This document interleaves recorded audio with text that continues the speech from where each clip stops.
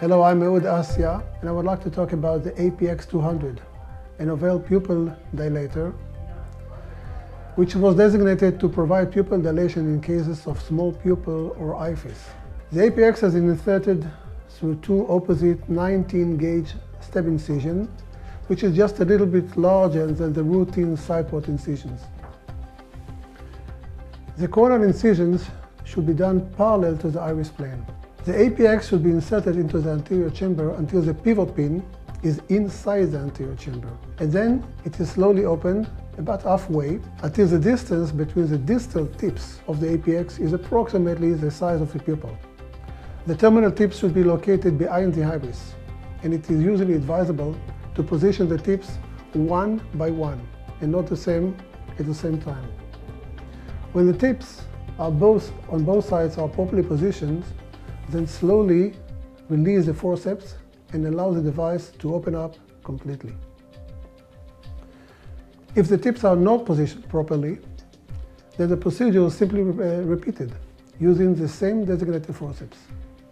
Regrasp, close, open again halfway, position the tip properly, and then slowly release the APX.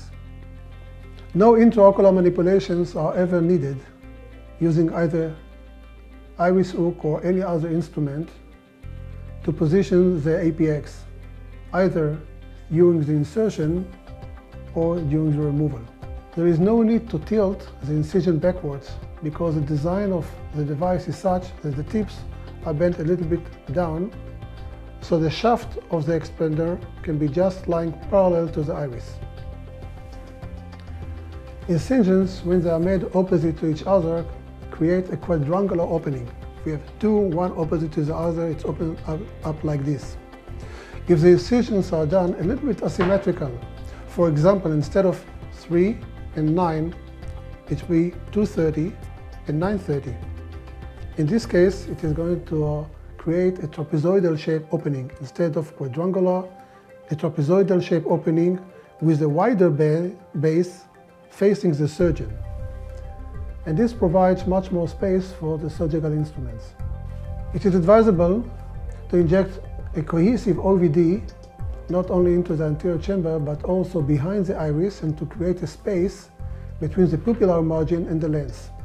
Surgery is generally done using routine surgical instruments and routine techniques. The APX does not interfere with any surgical maneuver.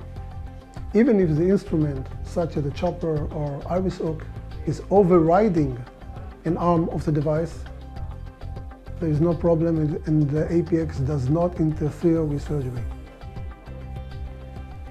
Removal of the APX should be done prior to removal of the OVD, and to remove the APX, one uses the same designated forceps. The APX is grasped, closed, and pulled out, and it typically takes just a few seconds.